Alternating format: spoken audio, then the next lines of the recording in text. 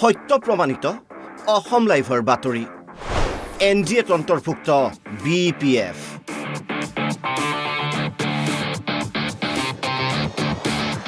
হিমন্ত বিশ্ব চৰকাৰৰ অন্তিম সম্প্ৰসাৰণ মন্ত্ৰীৰ চকীত বহিবলৈ সাজু বিধায়ক চৰণ বড়ো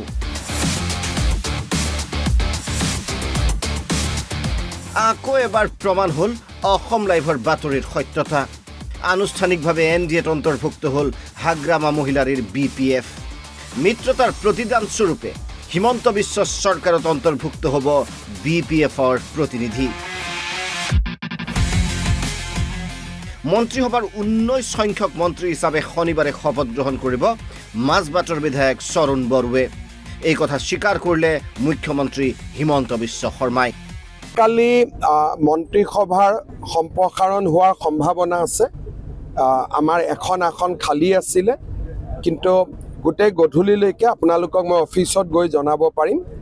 কিন্তু এটা সম্ভাৱনা নিশ্চিতভাৱে এই পৰ্যন্ত আনুষ্ঠানিকভাৱে নিমন্ত্ৰণ পোৱা নাই যদিও অসম লাইভৰ বাতৰিৰ পিছত উৎসাহিত হৈ উঠিল ভাবি মন্ত্ৰী চৰণ বড়ো সময় কম হলেও মন্ত্ৰীৰ চকীত বহি জনতাৰ সেৱা কৰিবলৈ সাজু বুলি ঘোষণা কৰে মাজবাটৰ বিধায়কগৰাকীয়ে তো ভাল লাগিব যেহেতু বিধায়ক হিচাপে প্ৰায় 10 বছৰ হ'বই মোৰ প্ৰায় তো 2016 চনত আমাৰ চৰকাৰ আছিল তেতিয়াতো নহল যোৱাবাৰতো আমি চৰকাৰত থাকিব নোৱাৰিলোঁ হেগত যদি এই সুযোগটো পাই মই খুবেই ভাল পাম এটো ধন্যবাদ দিবই লাগিব যেহেতু সন্মানীয় মুখ্যমন্ত্ৰী মোক কাম কৰা যেহেতু এটা সুযোগ দিব ইয়াতকে ভাল লগা একো থাকিব নোৱাৰে মই ধন্যবাদ যাচিছোঁ আৰু ইয়াৰ লগে লগেতো আমাৰ দলৰ সভাপতি ডাঙৰীয়া বা BTCৰ এতিয়াৰ চিফ তেখেতকতো ধন্যবাদ যাচিবই লাগিব যিখিনি হৈছে তেখেতৰ এই প্ৰচেষ্টাতে হৈছে কি হয় এতিয়া চাওঁ মই বাট চাই আছোঁ ইফালে অঞ্চলটোৰ দ্বিতীয়গৰাকী মন্ত্ৰী পাই উৎফুল্লিত হৈ উঠিছে বড়োভূমিৰ জনতা বিশেষকৈ জনজাতি প্ৰধান অঞ্চলটোৰ উন্নয়নৰ স্বাৰ্থত চৰণ বড়োক ভয়াম জনজাতি উন্নয়নৰ দৰে গুৰুত্বপূৰ্ণ দপ্তৰ দিয়াৰ বাবে মুখ্যমন্ত্ৰীক আহ্বান জনায় সেই 5 মাহ বা 6 মাহৰ ভিতৰত আমি আমাৰ ট্ৰান্সপৰ্টৰ কাৰণে একো কৰিব নোৱাৰোঁ যদি WBT দিয়ে WBT দিলে আমি ৰাইজৰ সেৱা বা ৰাইজৰ এটা সুচিন্তা কৰিব পাৰিব আৰু সেইটোৱে মোৰ বিশ্বাস আৰু চৰণ বড়ো ডাঙৰীয়াক আমাৰ ফালৰ পৰা এটাই অনুৰোধ যাতে সি যদি দায়িত্বভাৰ লৈ আমাৰ WBTৰ দায়িত্বভাৰ দিয়ে মন্ত্ৰিত্ব তেতিয়াহ'লে সি আশা কৰোঁ এটা আমাৰ BTCৰ কাৰণে এটা ভাল একটা ফাণ্ড বা ভাল চৰকাৰৰ পৰা মুকলাই আনিব পাৰিব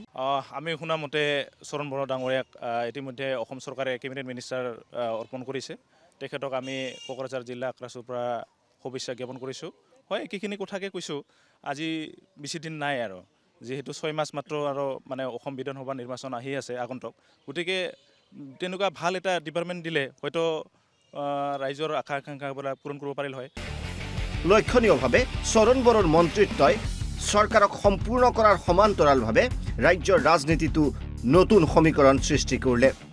কিন্তু 5 মাহ পিছত বিধানসভাৰ নিৰ্বাচন ইমান কম সময়ৰ ভিতৰত চৰণ বড়োৱে কি চমক দিয়ে সেয়া হ'ব লক্ষণীয়